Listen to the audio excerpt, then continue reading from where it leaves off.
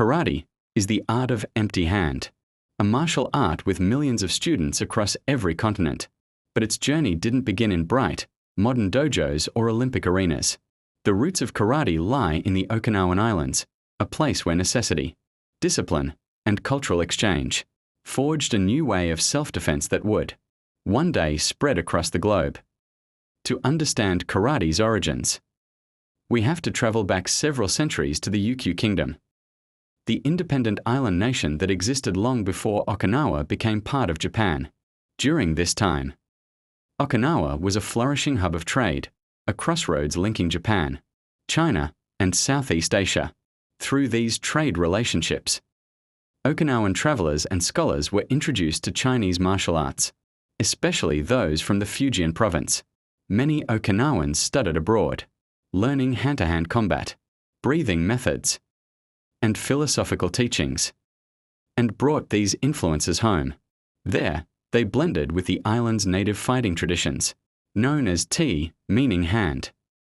But in the early 1600s, the course of Okinawan history and of karate changed dramatically. When the Satsuma clan from Japan invaded the Ryukyu Kingdom, they imposed strict control and banned all weapons. This law forced the Okinawan people to adapt. They began training secretly, developing unarmed systems of combat that emphasized efficiency, precision, and survival. Everyday tools, like farming implements, the nunchaku, bow staff, and sai, were transformed into weapons of necessity. These underground fighting arts evolved in silence, passed down discreetly from master to student. By the 18th and 19th centuries, distinct regional variations of ti had formed, each named after the towns where they developed. Shurite ti focused on fast, linear strikes and movements that would later influence the Shotokan style. Naha ti, drawing heavily from Chinese white crane boxing, emphasized deep stances, powerful breathing, and circular techniques. Tamari ti blended both approaches, producing a balance between speed and power. Together, these systems formed the foundation of what would soon become known as karate. The turning point came in the early 20th century through the work of a schoolteacher named Gishin Funakoshi, a lifelong student of both Shuri-ti and Naha-ti. Funakoshi believed that martial arts were not just about physical combat but about shaping one's character. In 1922, he was invited to Tokyo to demonstrate Okinawan ti at Japan's first national athletic exhibition. His performance captivated the audience and marked the first time most Japanese had ever seen karate. From that moment, the art began its formal introduction to mainland Japan.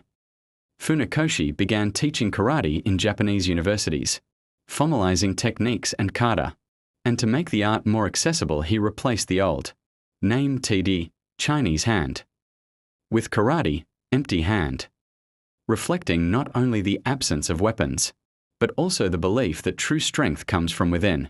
As Japan modernized, karate spread through schools and the military, and other Okinawan masters each developed their own interpretations. Chojun Miyagi created Goju-ryu, emphasizing the balance of hard and soft techniques. Kenwa Mabuni formed Shita-ryu, known for its extensive catalog of kata, and Hironori Otsuka founded Wada-ryu, blending karate with the fluid movements of Japanese jiu-jitsu. Together, these leaders preserved the spirit of Okinawan ti while shaping a structured martial art grounded in courtesy, discipline, and continuous self-improvement.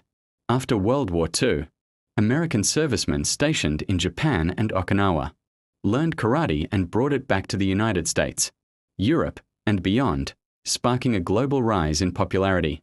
By the 1960s and 70s, dojos had opened in major cities worldwide, and movies, tournaments, and cultural exchange made karate a global phenomenon, but its core values of respect, focus, and perseverance remained unchanged.